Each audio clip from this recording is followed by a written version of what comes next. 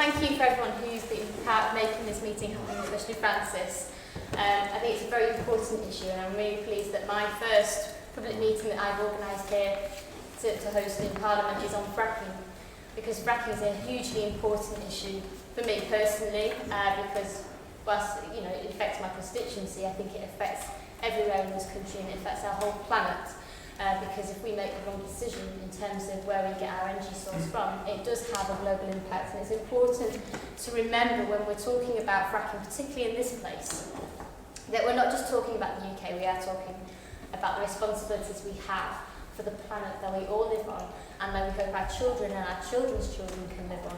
And it's in that context that I've always approached fracking.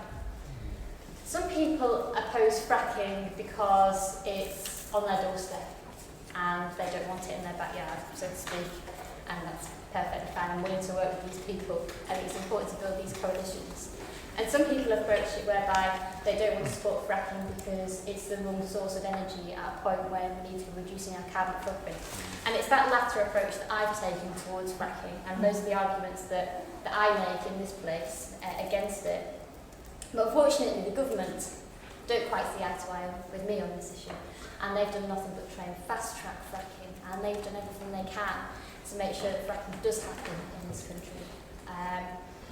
I was part of a campaign in Lancashire opposing fracking, and when we won on the Monday and the County Council turned down the applications for Rosica and Preston New Road, I was delighted that then on Wednesday I got lucky in PMQs and got to ask some questions to the Prime Minister, and I asked him whether or not he would respect the localism and the decision made locally in Lancashire and respect that decision to not go ahead with fracking. And as ever, I don't think he's ever answered a question in Prime Minister's question time, so why would he start with me? So I didn't get an answer. But then over the summer we've seen him push out this line that national government will overturn local democracy if they don't make it in a very tight decision in a very tight timescale. And in the Lancashire case, it's important to remember that the delay in the decision making wasn't because the County Council were dragging their feet. Obviously it was a very complicated discussion that they had to have, and very detailed planning notes had to be gone through. They went as fast as they could. It was Quadrilla, the Fracking company, who actually withdrew their application and then resubmitted it. That was the cause of the huge delay in Lancashire. So whilst the government may present this as local governments dragging their feet, it's actually as much to blame for the industry. In terms of the environmental impact, I don't need to tell anybody that if we are to avoid the catastrophic damages of climate change, we need to leave 1/5 of the world's conventional fossil fuels in the ground.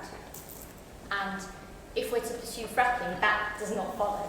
We will be getting out those fossil fuels, and we need to reduce our emissions by 80% from the 1990 levels by 2050. I do not believe that fracking is compatible with these aims, and it's on those grounds that I'm continuing to oppose fracking in this place.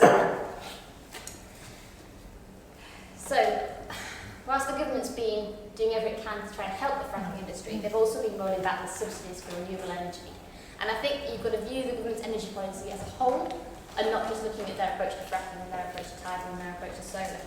So whilst they've been giving tax breaks to fracking companies, they've been closing the renewables obligation for the subsidy for solar installations and onshore wind a year early. And what message does that send to the country? That we're making it harder to have green energy and easier to have dirty energy. And I think that sends a very worrying message from a government and a Prime Minister who hugged a husky and said he cared very much about climate change, because it's totally incompatible with them. And internationally, we've seen that the Netherlands, Germany and Ireland, as well as regions of Canada and the US, they've all got moratoriums on fracking or have committed not to frack until environmental studies have been concluded. This government wants to fast-track it. We're not in line with international opinion. And we're not in line with scientific opinion either, frankly. And if you poll people and populations, you see that actually the public are opposed to fracking. I think the public are probably better informed than our Tory government, frankly.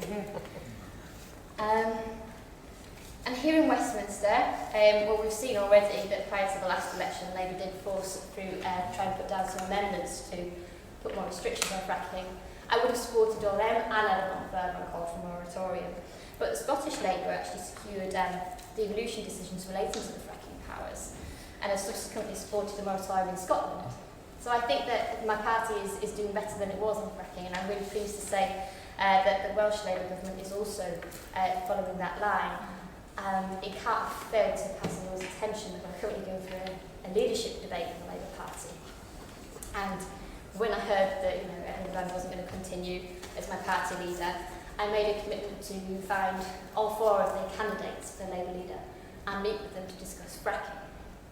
No other issues, just fracking. And I managed to secure a meeting with Andy Burnham, and I explained to him exactly why fracking was not going to be the solution he was looking for, and sure enough, a few days later he came out against fracking. I was very pleased. That was a huge success in my eyes. I've met with Jeremy Corbyn, who again is against fracking. That's brilliant. And I've had conversations with one of the other leadership candidates, Yvette Cooper, who, whilst didn't support a moratorium on fracking, which I found quite disappointing, I did talk to her seriously about the lack of regulation in the industry. I haven't managed to have a conversation with Liz Kendall, unfortunately, but I've not prioritised that given the current polling. But I'm going to continue to try and put pressure on my own party, because that's where my power lies. But I recognise that, until a few months ago I was a community activist, and I didn't have this power to speak to political leaders about fracking, but I did have the power to speak about fracking in my community and organise events and attend rallies and protests and support the fracking nanas that we've got in Lancashire. Yes. And things like that. And that's a hugely important part. So I play my part here, but this doesn't work for me just to do this unless you go out and you work with the communities that you're part of, the networks you're part of, if that's faith communities or community groups or whatever it is, so that the entire country is well informed on this debate, and that we have a genuine coalition of people from urban Britain and rural Britain that recognise that fracking is not what we want in Britain. It's not going to solve our energy needs. There's no energy security in fracking because it's finite. If you want energy security, you go for renewables because, clues in the name, they don't run out. If you rely on oil and gas, then you're always going to have an energy security question. So I think that it's absolutely the most important part of what we do, is working with our local communities. I initiated a petition and I got over 1,000 people to sign my petition against fracking in the couple of days and weeks after I was elected. And I handed it in to the County Council before the close of their public consultation on RTO sites. And that was a really good way to bring people together, and it was through that I realised that it wasn't just me that was opposed to fracking and the people that were wearing the big yellow Frack-Free Lancashire t-shirts at my protests. It was actually people from all walks of life that were signing up to my letter from throughout my constituency, from the Lancaster blocks of flats in the city centre right through to very rural Lancashire, where the issues might be different, because in Bleasdale, which is part of my constituency, there are households that are drawing water directly from the water table, and for them that was their primary concern. Now that doesn't cross the mind of somebody living in the middle of Lancaster who's got mains, water, electricity and all the rest of it. But it just goes to show that actually we can bring this group together, and it's so important that we work together. So, although Quadrilla have appealed, the fight continues in Lancashire, and I appreciate that we've got a lot of support throughout the country as well, and I look forward to working with everyone from all parts of Britain whenever we have fracking knocking on our door.